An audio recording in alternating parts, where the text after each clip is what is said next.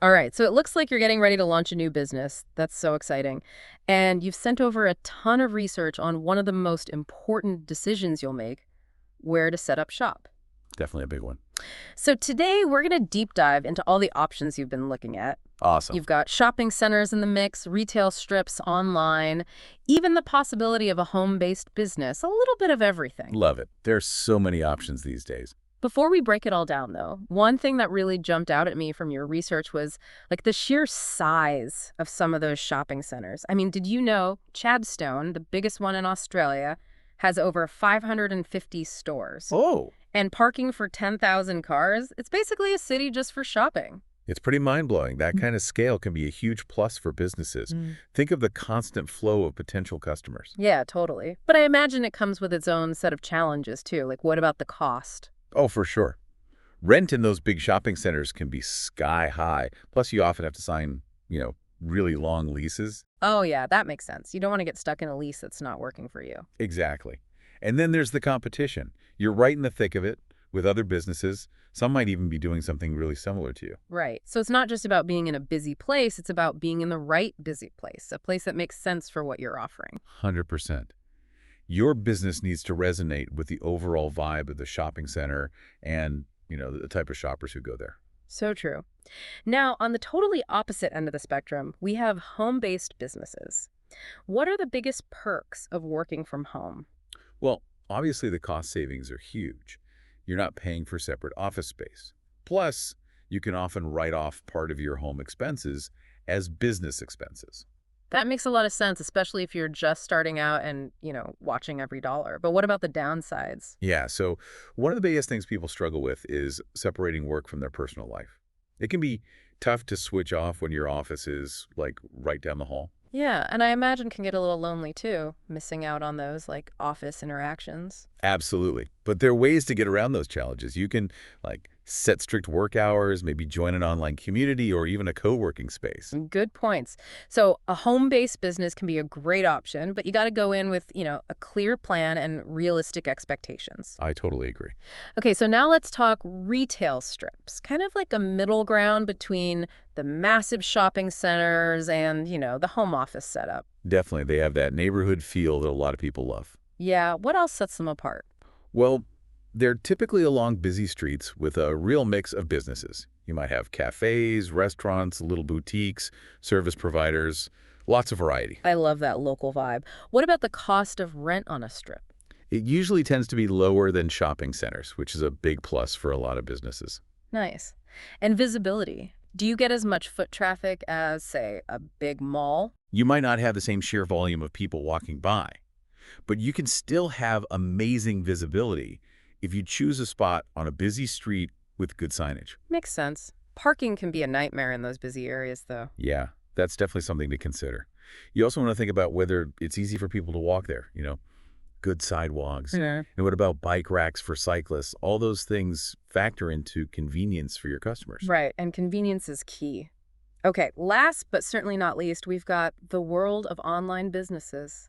That's a whole other ball game. It is, and it's a segment that's exploding right now. So what are some of the biggest things to think about if you're going purely online? Well, one of the coolest things is that you can reach customers anywhere in the world. You're not limited by geography. That's huge, especially if you're selling, something very niche that might not have a big local market. Exactly. But the flip side is you've also got competition from all over the world. Ah, so how do you stand out online with so many other businesses vying for attention? Well, you absolutely have to have a strong online presence.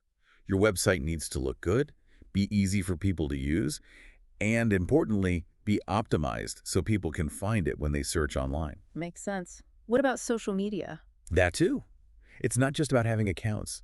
You need to be active, engaging with your potential customers, building a strong brand identity online. And I bet digital marketing is a whole other beast. You've got to make sure people can actually find your business amongst like all the noise online. Absolutely. Yeah. SEO, social media marketing, maybe even paid ads.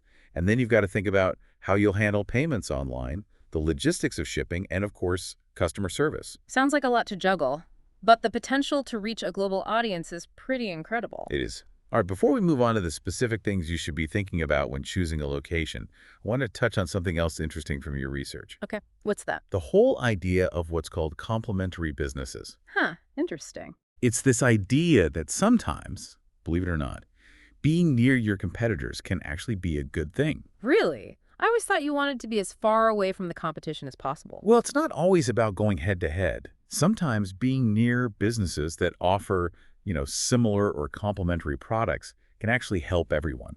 Can you give me an example? Sure. Imagine a street that's known for its antique shops, right? Hmm. Or a neighborhood with a bunch of art galleries and craft stores.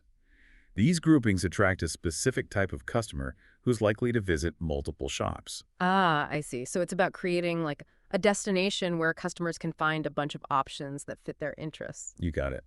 And you see this online too. Think of marketplaces like Etsy or Mhm. Amazon. Sellers with similar items can all benefit from the huge amount of traffic those sites get. So it's like instead of fighting over a tiny slice of the pie, you're working together to make the pie bigger for everyone. Exactly.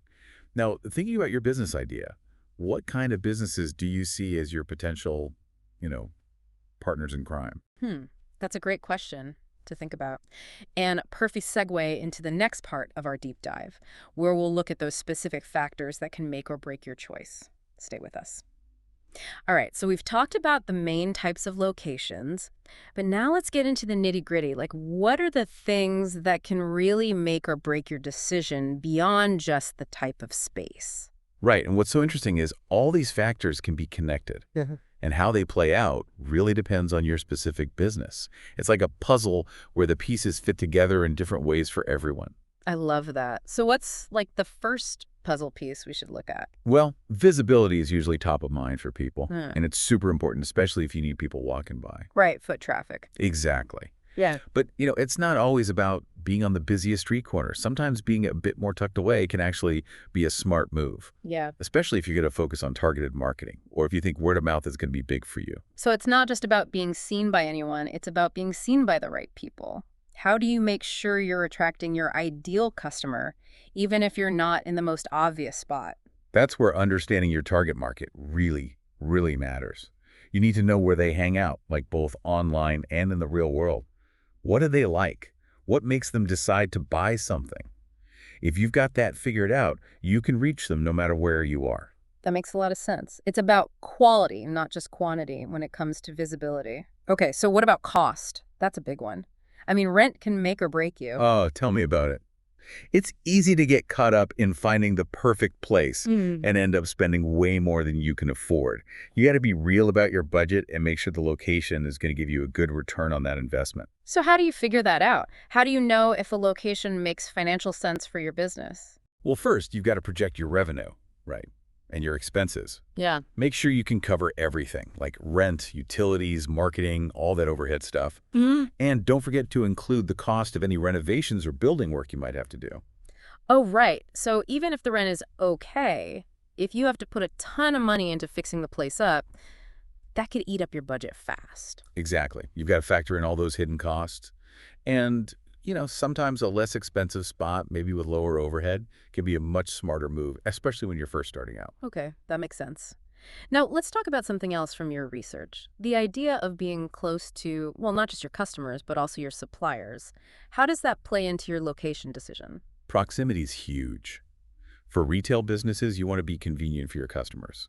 If you're selling things people need all the time, like groceries or clothes, you got to be where they can easily pop in. Right, makes sense. And what about businesses that rely on shipping and deliveries? I'm guessing being near like a major highway or something would be important for them. Definitely. Those transportation hubs are crucial.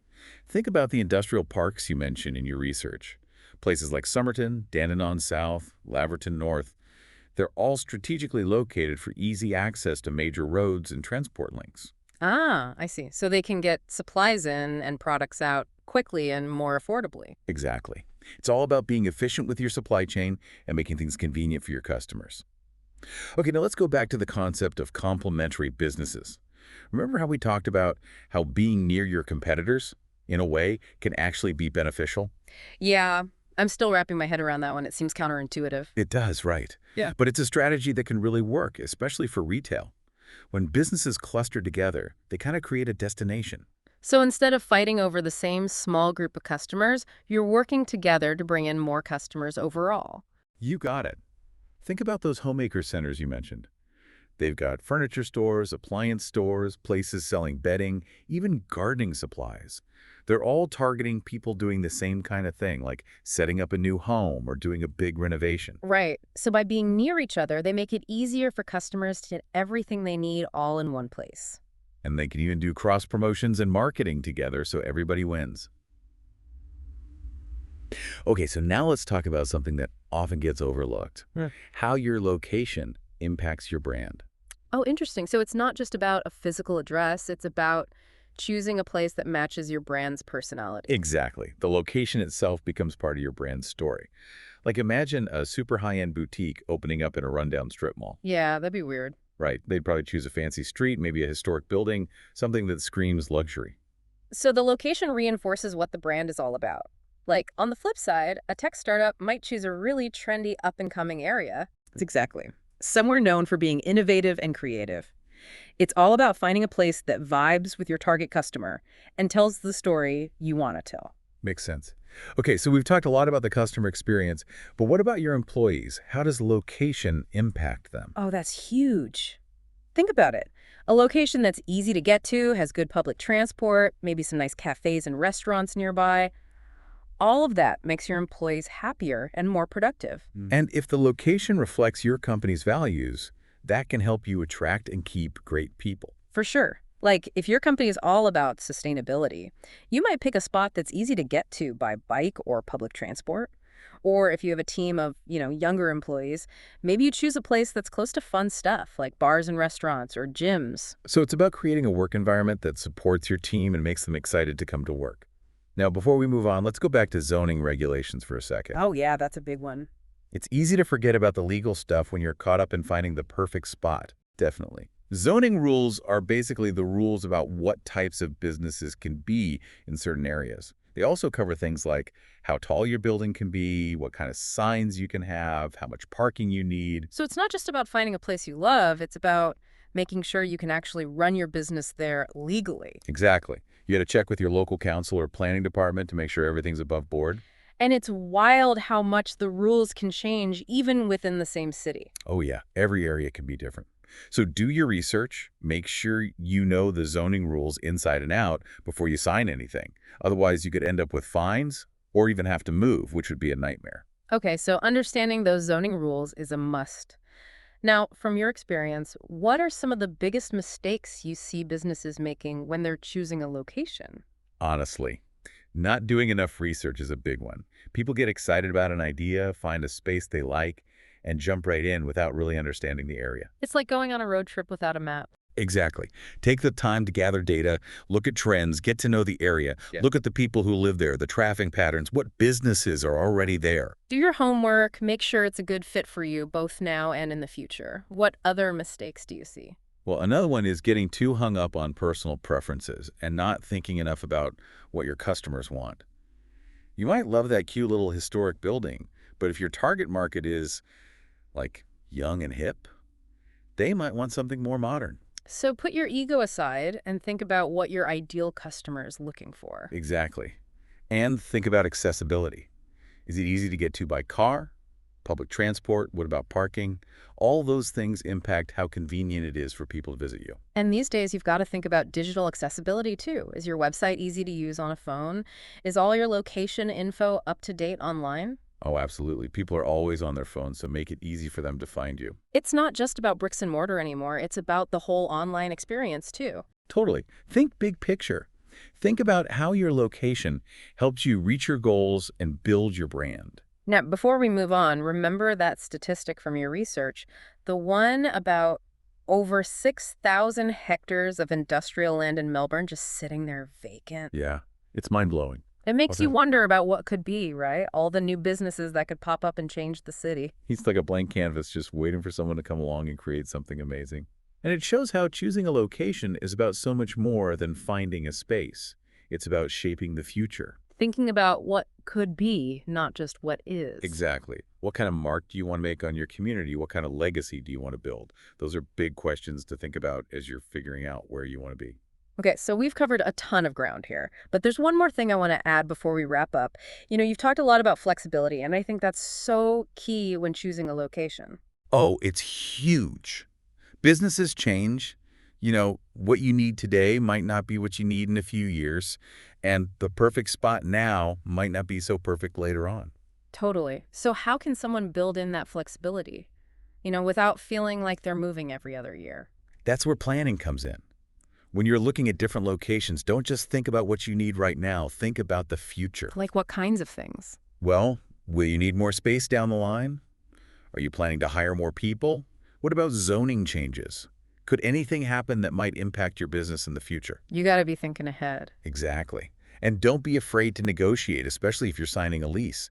A lot of landlords are open to working with you, especially now when things are changing so fast. So be proactive, ask questions, and try to get those lease terms that give you some wiggle room. Definitely. All right, so one last thing before we finish up. Remember how we talked about trusting your gut? Yeah. I think intuition is so important when you're making a big decision like this, You can analyze all the data in the world, but sometimes you just get a feeling about a place, right? and you shouldn't ignore that. Often it's telling you something.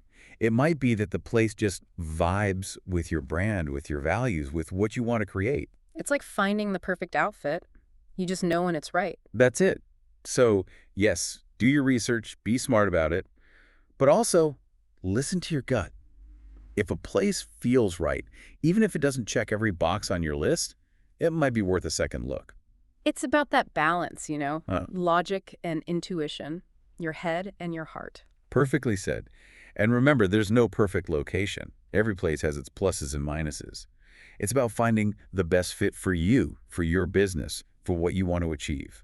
And it's a journey, right? Choosing a location is just one step in the whole adventure of building your business. Exactly. It's exciting, for sure. And there will be challenges along the way.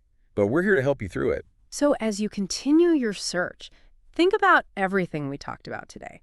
Do your homework, consider your brand, think about your customers, and trust your instincts. And don't be shy about reaching out if you need help along the way. We're always here to answer questions, offer advice, and help you navigate all the ins and outs of the business world. All right, folks, that wraps up our deep dive into choosing the perfect business location. Hopefully, you got a ton of great insights to help you with this big decision. We wish you all the best in finding that awesome spot to bring your business dreams to life. Until next time, keep exploring, keep learning, and keep diving deep.